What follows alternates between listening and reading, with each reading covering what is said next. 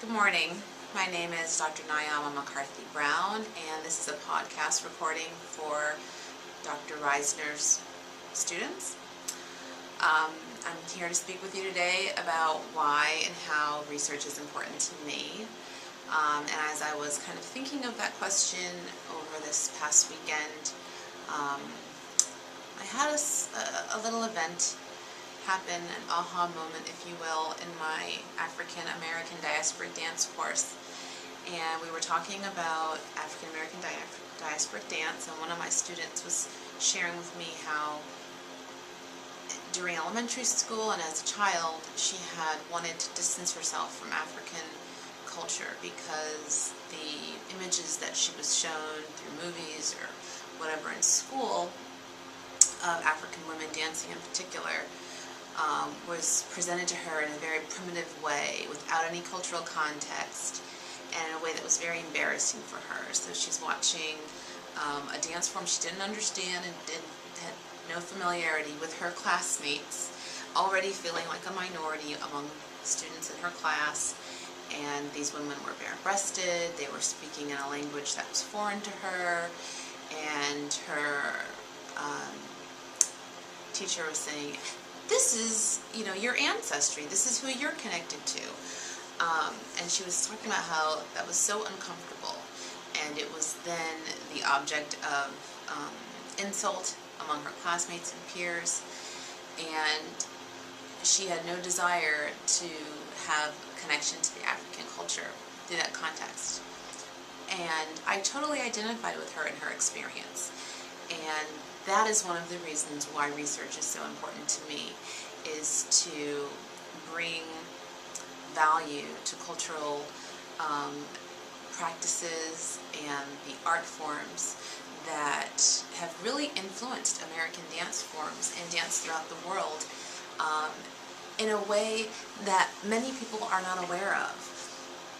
When we see capoeira, we don't think of the African-derived characteristics and the influence that African culture and music and dance has had on that dance form. We don't think about the orientation to the earth, sense of community, the percussion, the marriage between music and dance that come together in that dance form.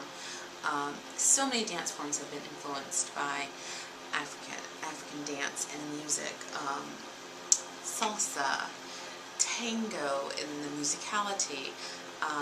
And in America, we have so many dances that have been influenced by African ritual dance. When you look at the ring shout and its influences on African American vernacular dance, the diaspora is rich of great influences beyond just making contributions, but really influencing and informing the way that we view and experience physically dance here in the United States. The cultural offerings that have been brought here, oftentimes not recognized. And also, one of my more recent research offerings has been looking at African Americans in concert dance in ballet. So when you look at New York City Ballet's picture of the entire cast, oftentimes you have to squint and struggle to question if maybe there's a person of color in that poster or that big picture. And one of the things that's been really exciting for me is to uncover the history of African Americans in ballet and their experiences in ballet, because we're there and we have again influenced those dance forms in ways that many people are not aware of. And so my students keep me going, and their need to know where they are and see themselves in the dance history book. I want to see dance history books that are diverse and full of the contributions of many African Americans and Africans throughout the diaspora, and not just African Americans, but Latinos and Asian Americans and European Americans, and the whole perspective, as opposed to a monolithic idea of just Western contributions and influences.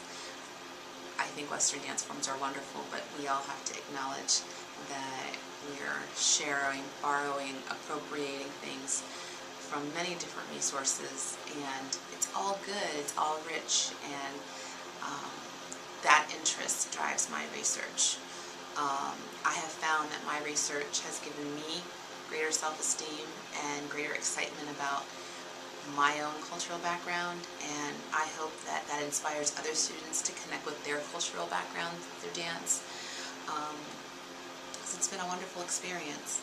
When I came into dance, similar to the student that I shared about, I was kind of taught to distance myself from African American vernacular dance. I was taught that that should be done in the street. It doesn't have a space in the studio. You know, this is over 20 years ago, but in any event, it colored the way that I saw African American vernacular dance, and it colored the way that I experienced Western dance forms as greater than or valued or of merit. And it's only been in the last, I'd say, 5 to 10 years that I've really come to appreciate the contributions of African-derived characteristics on dance here in the United States and throughout the world. But it has been a process because it's not something that I was taught to embrace as a student of dance early on. And I don't want my students to experience that. I want them to look at all different dance forms from all parts of the world and look for context. Look for the way in instead of why it's not worthy in some respect or another. And I think through research we can find.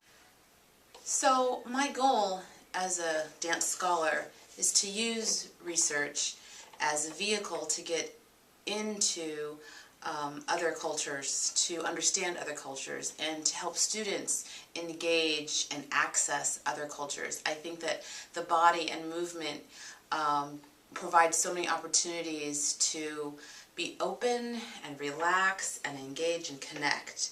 And through research, it's heightened to even greater levels.